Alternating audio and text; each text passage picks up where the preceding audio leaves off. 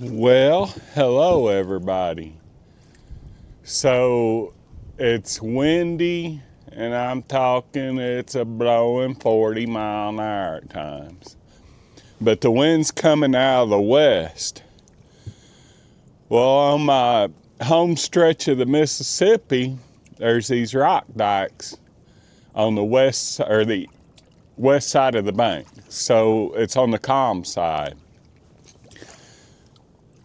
So I was like, well, I want to go fishing.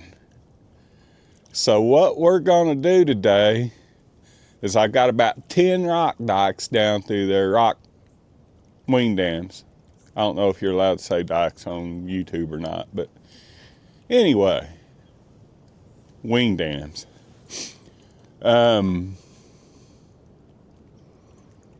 So right where they meet the bank is called the armpit. Now, I don't know if that's a technical term or not, but that's where we're going to fish. So the river's low enough that these wing dams are way up in the air, so it's got the wind blocked off of me.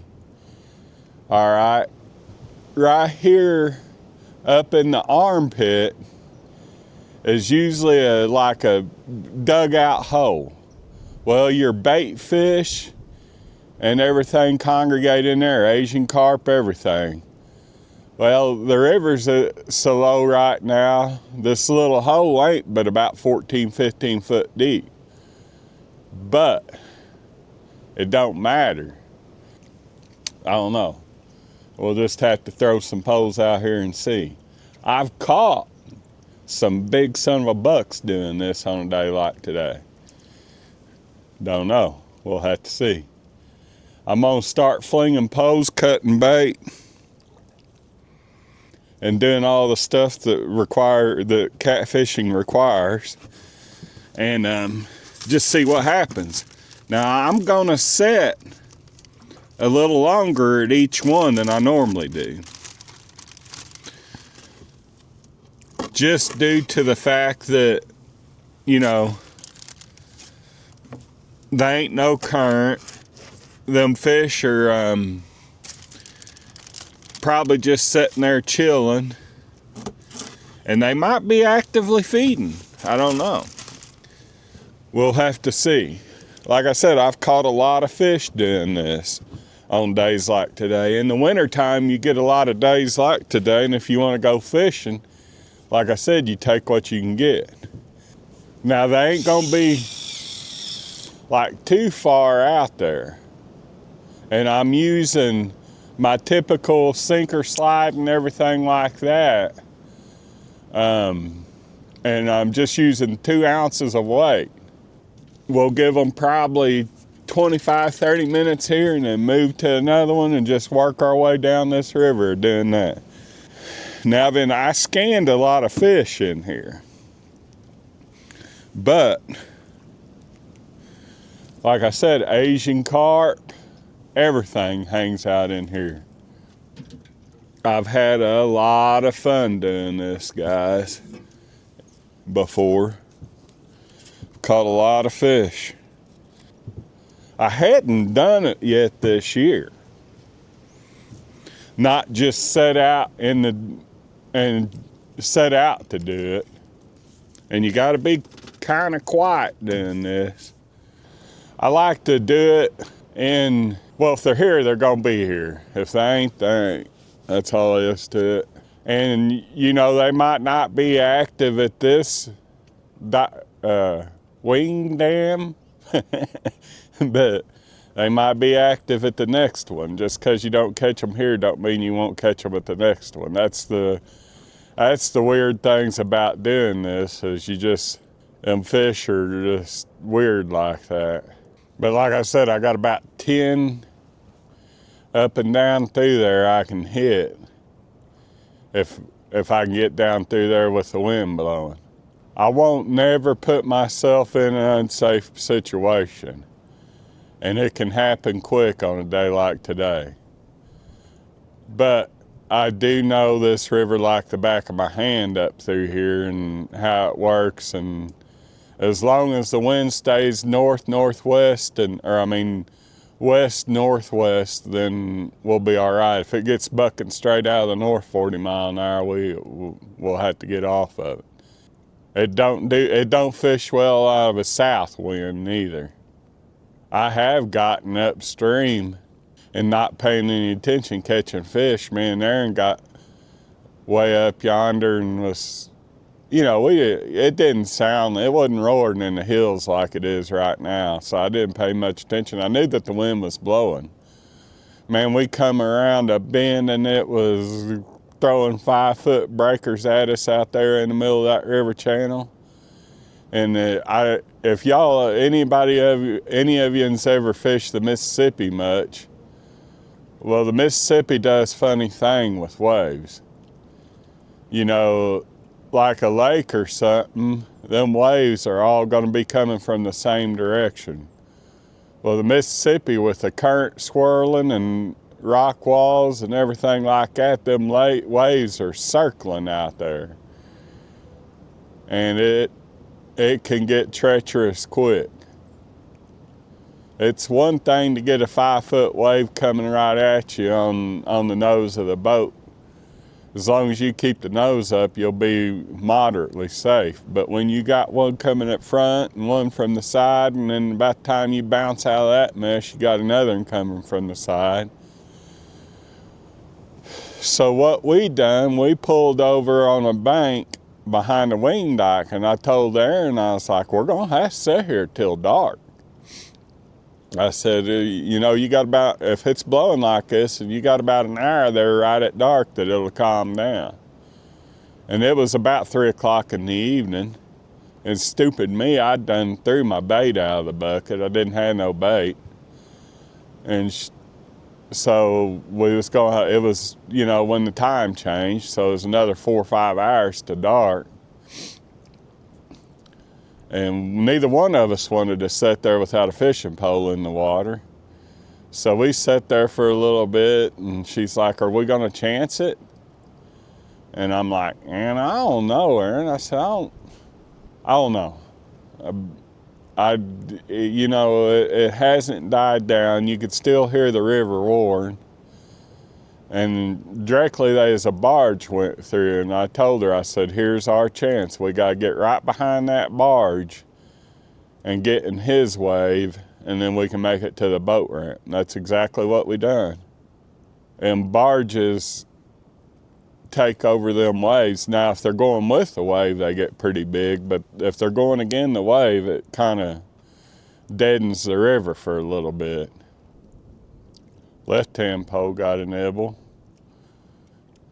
Hope we ain't in a bunch of channel cat.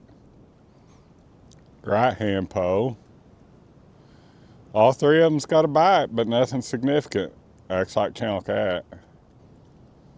The next one upstream, I think's about 7 or 8 foot deeper. We're gonna give them about 10 more minutes with that set and go up to the next one. Start. These two here are the furthest ones up, and then we'll work our way downstream.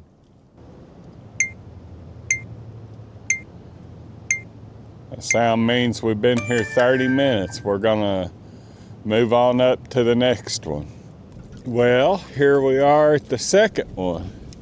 Now they was a little bit farther out from the armpit on this one. There's in a little bit heavier current that gives me a little bit more confidence. But we will see. Like I said, this has got a lot more current. A little bit much for 3 ounces of weight. That means that them fish that I seen out there was probably blue cat. Bunch of brush and trees out there too. That's also good. I'd say if we get one here, it'll be a blue cat. I kind of feel like the wind ain't blowing as hard as they said it's gonna be blowing. Yeah, it's blowing 25 for sure, but they said it's gonna be blowing north of 40. Now, with that being said, it's still pretty early in the day yet. We'll give them about 30 minutes and then go on another venture. That right-hand pole just got a bite. Left-hand pole got a bite. If we can never find one of these rock lights that's got some big ones in it, I think that they're gonna bite today. The left-hand pole's going down. God dog, he come off.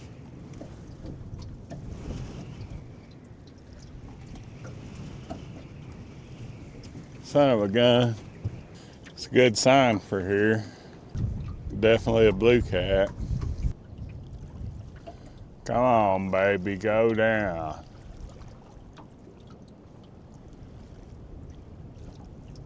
There we go. Ah, he come off. Son of a buck. That's a good fish if he comes back for it.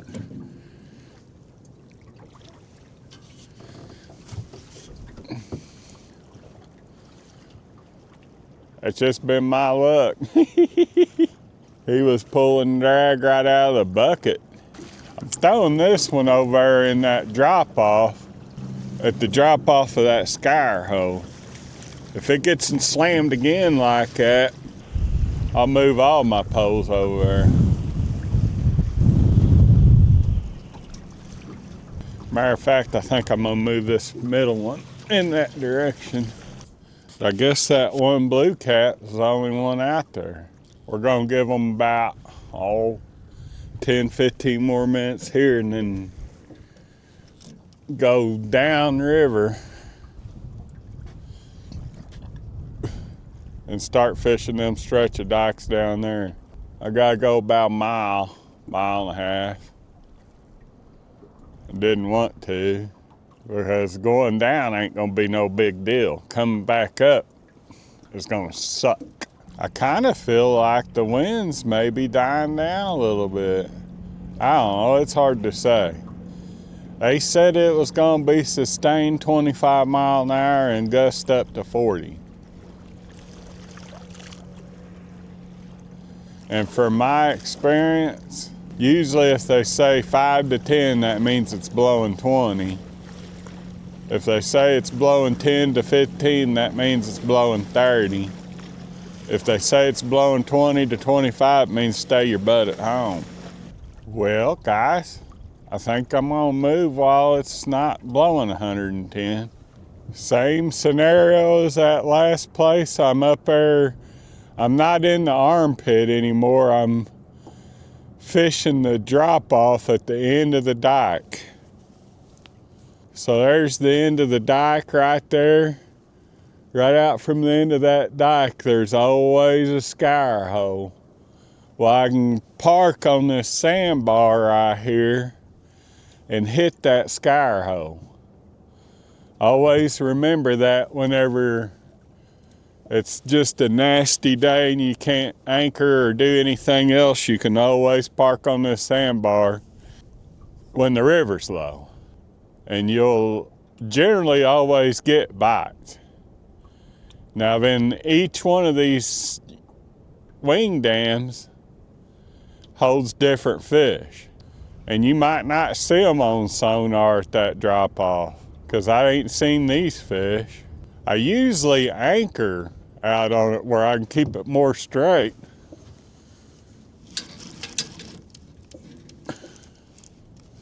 That fish come off.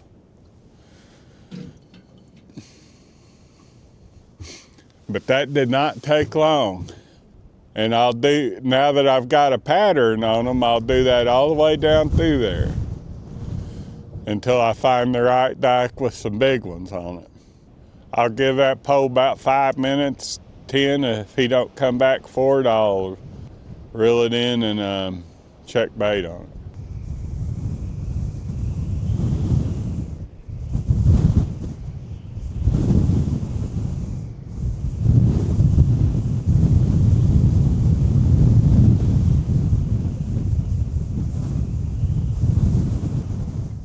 That might have been a 40 mile an hour gust there. Right hand pole.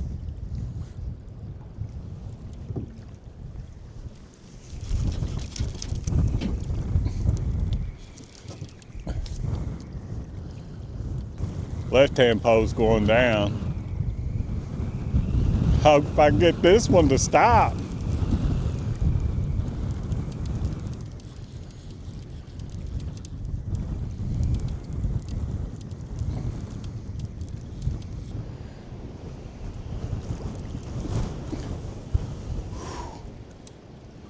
Nice 5-pound blue.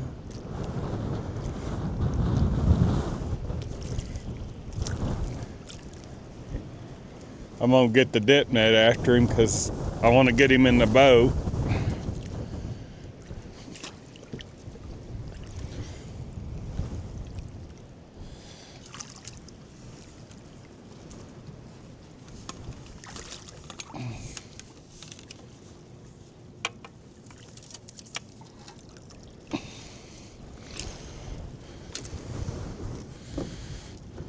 He might go 7 or 8. It's good fish. How in the world, every time you work this dip net, it creates problems.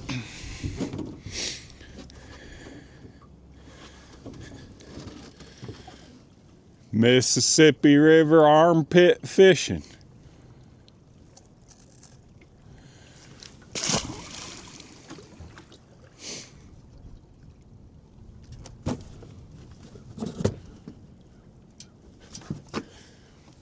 Dog, I'm changing out my battery on my other camera.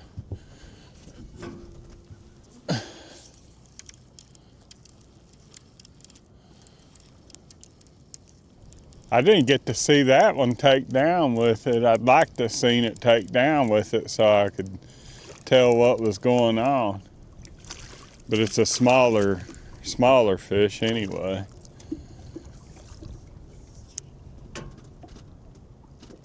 Mississippi River armpit fishing. Them blues are just skinny as fire.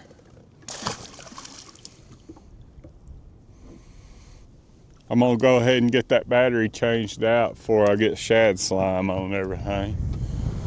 We'll probably sit here and catch 3 or 4, and then they'll quit and we'll go on down to the next one. Hopefully we can find one here before too long that's got some big fish in it. And you never know, this one might have 1 or 2 laying there and we just ain't got to him yet. And this is a good place to, good ways to fish this Mississippi if you're scared of the river and want to stay kind of safe on the bank and everything, and the river's down. This is a good way to do it. Good way to learn the river. Because you can sit here, the barge waves don't get to you. There ain't a terrible amount of current. You don't have to have a monstrous boat. And like I said, if we find the right place, there's 50-pound fish laying back there doing the same thing them are. I've caught them way. The biggest one I ever caught doing this was 63, I think. And I've caught multiple 50s doing this. And you might hit one, and I like to think of it as a triangle out there. So they're gonna be one of 3 places. They're gonna be at the end of that at the sky hole where I'm fishing now. They're gonna be up in the armpit where I first started fishing. And they're gonna be back there where this current's coming like this. There's another drop off, and they'll be back there on that drop off. And you can fish it from the bank over there if you got some good throwing poles. I haven't fished it today because I haven't scanned any fish on it. Now I'll sit here for another 15, 20, 30 minutes and then I'll go on down to the next one. And just keep doing that until you find big ones or active fish. And every one of these wing dams are the same too. Just some of them hold fish different. Some of them do fish a little bit different, but they're basically the same. Now, if you get one on the inside bend, deep inside bend, it'll be shallow. But as long as they're where they're at the end of them's the river channel, they look the same. It's a good place to catch flathead too. There's always brush hanging out in them. I don't know the Missouri River well enough to know, but I think that you could probably do the same thing on it. Everywhere that I thought those blue cat is full of channel cat. See here, they seem like they're hanging over to the left a little bit more. Left-hand pole got a bump. Left-hand hole might be hooked up.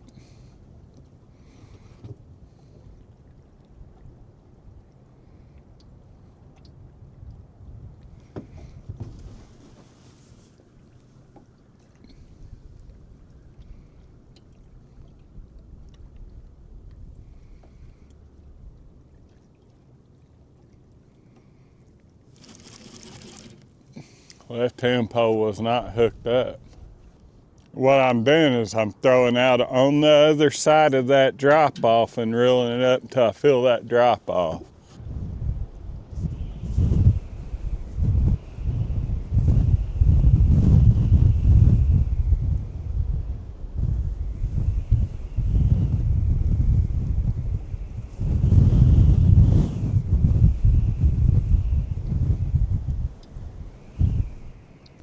Well, guys, I think we're gonna move.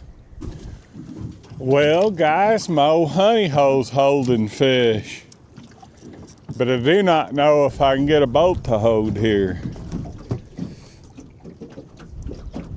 So far, it's holding enough to throw poles out. I don't think it'll last long. We'll give them a little bit here. I'd say we're all right until a barge comes. Hopefully we can pull one up out of here pretty quick. It ain't gusting too bad, but the thing about it is it's swirling. So if the boat ever gets sideways during a gust, then she's gone. We ain't moving a whole lot. I see that's what screws you right there.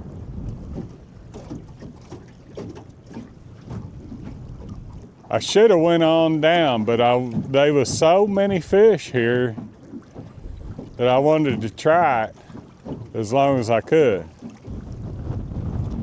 We might have should have went on down there and stuck with the plan, but I just happened to run through here dodging a barge and it was just stacked plumb full of fish.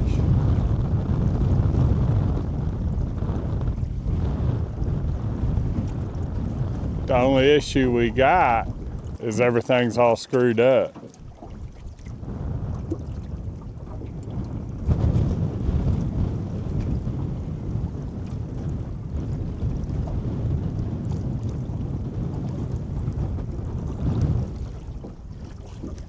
But we'll know to come here to begin with the next time when the wind ain't blowing 40.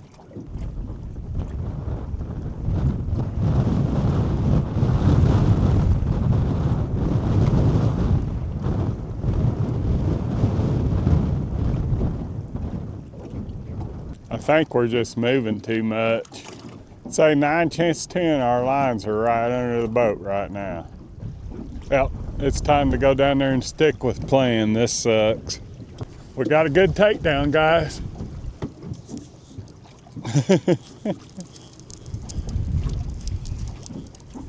I knew there was fish in here.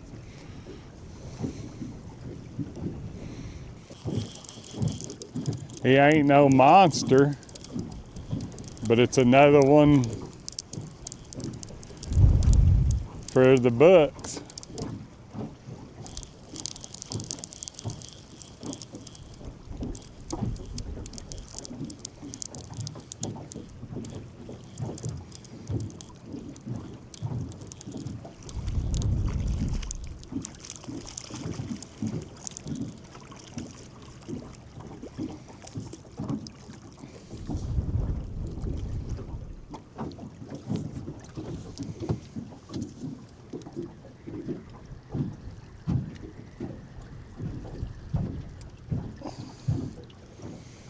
Ain't a bad fish. Mississippi River armpit catfishing. Another one for the books. We're gonna go on down and, well, there's another bite.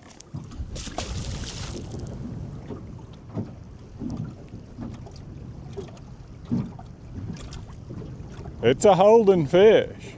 We're gonna go ahead and go on down the river. At least we know it's holding fish if we take a notion to come back up here in the next couple days. Well, guys, this is probably my last set. We will see. It's according to how the ball rolls. We've got one more dike down to here to fish. The other 3 dikes holding fish up through there, good fish, but I couldn't do much with them because there's no sand to put the boat up on. This one's holding a few fish. Nothing like them other 2 are.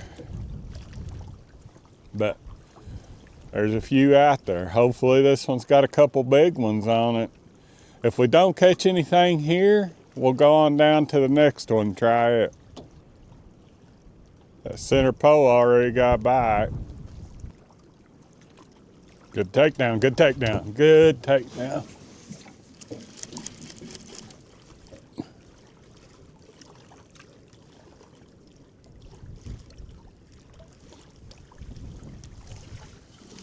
I don't know what happened. I never did feel him come off. He'll probably come back for that. I don't know, I never did feel that fish come off. That means he must have come off sometime right as I started reeling. See, we ain't gonna jack with these much longer unless something shows me that they're good ones. Cause we'll go up there to where them active catfish was and try to anchor on them. If the wind was blowing the same direction the current is up there, I would have tried it, but it's not. But we got another wing dike down there about another 150 yards. We'll go look at it. And if there ain't nothing there that says fish, we'll go back up there and see if we can get an anchor on it, see if we can get another. I do not think that I was filming on that whole thing. So guys, this is my last set. But y'all get the drift of what I'm saying. Right hand pole. I've been here maybe 5 minutes, and I just explained to y'all how these wing dikes work. So back there where I seen them active fish, there's no sandbar on it. You know, like right here, we got a sandbar we got the boat parked up on. And it's just too windy to anchor right now. It's just crazy. So back there was no sandbar. Well, every one of these dikes or wing dams is built the same way. They got right out there at the current break, you can see it where them waves are. Just back this side of it is the drops off into the river channel. Scour hole around the end of the wing dam. It's probably 40 foot deep out there. And then it comes up to a flat that's probably 20 foot deep, and them fish hang out on that flat. And then it comes on up here. Sometimes it's 15 foot deep, sometimes it's 10 or so. But if you can get to where you can throw on that flat, the 20 foot flat, or that drop off right there, you'll always catch fish on these wing dams. Now then you might have to, go up and down wing dam after wing dam until you locate them like we've been doing today. They've been pretty consistent on every one, but we haven't got any big fish. It's just the easy way to get on fish in the Mississippi, especially this time of year, because that river's just like a feed trough. And that's the reason why they're on that flat and between the drop-off and the river channel is because it's not very much current there. You want a little bit of current. Now then, as the days get crappy, crappy fishing days, bright, sunshiny, and everything else, they'll be up in this armpit. Because there's a deep hole right there on every one, and brush and all kinds of stuff in there. As they're more active, they go out into the river and get in the current, or next to the river. And every one of these wing dikes is like their own little ecosystem. They probably got their own little schools of shad that hang out here until the river gets up. And the longer the river stays down, the more fish pile in behind them. Now, when the river gets up, the whole thing changes because the current changes. But I kind of feel like that them fish is shut down. I know one thing, I'm about froze out, and I got about an 8-mile run to go right upwind. Because I screwed around and done what I didn't want to do. I went down here and was fishing wing dams. I don't know, I kind of like that better at 1.6.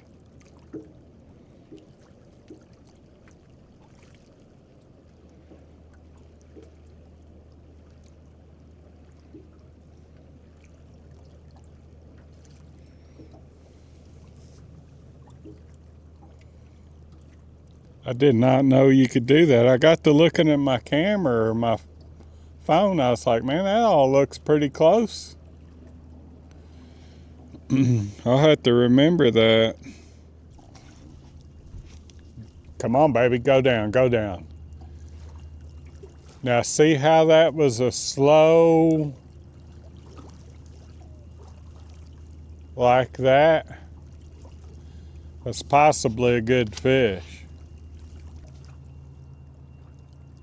Left-hand post trying to get a bite.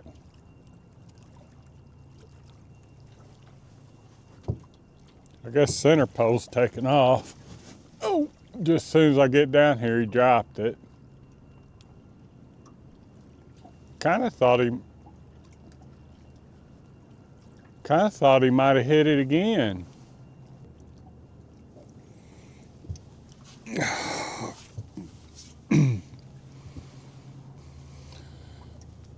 That last round, he didn't act like a very big one. Well, guys, I think I'm gonna call it. I'm gonna post this video because there's a lot of information in it. I usually don't like to post videos with only 2 or 3 fish in. I don't remember how many I caught, but I think it's good information. Like I said, you guys out there that is worried about getting on the Mississippi, if you look on the map and find you a boat ramp pretty close to a bunch of wing dikes, that way you don't have to go up and down the river. This is a good way to do it. It's a good way to get you on the Mississippi, good way to get you familiar. I have not been in the main river fishing today. The only time that I was off the banks when I was anchored out there and the wind blowing so hard, and I caught that one fish. We had one that was probably a good one. He was one of the first bites that I had, maybe the second, something like that, I don't remember. Other than that, they've been between 3 and 5, 6 pounds. I think that one that I caught was probably an 8 or 10 pounder. But the big ones will buy here too.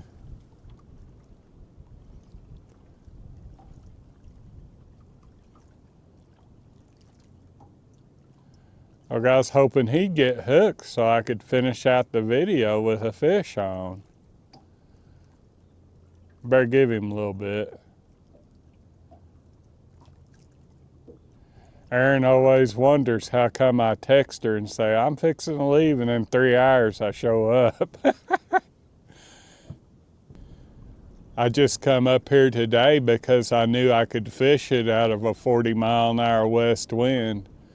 And due to that, it's kept me locked down and doing the same thing over and over again. And that's the main thing right there, is consistency. If you catch fish at one place, you look for places that's just like that place and keep consistently fishing those places. One place might not have them that's the same kind of place, but the next place might have them again. And you just keep doing that consistently and you'll catch a mess of fish. We've been out here probably about 3 hours and caught 3 or 4 fish. Not exceptional by no means, but we're also got 40-mile-an-hour wind. There ain't many people gonna be out here on a day like today. I think that they was biting real good, and I also think that if we could have fished right, you know, where I could anchor up and down that drop off and, you know, just do that up and down them drop offs at each one of these wing dams, we'd have caught a good one. But I will see y'all next time.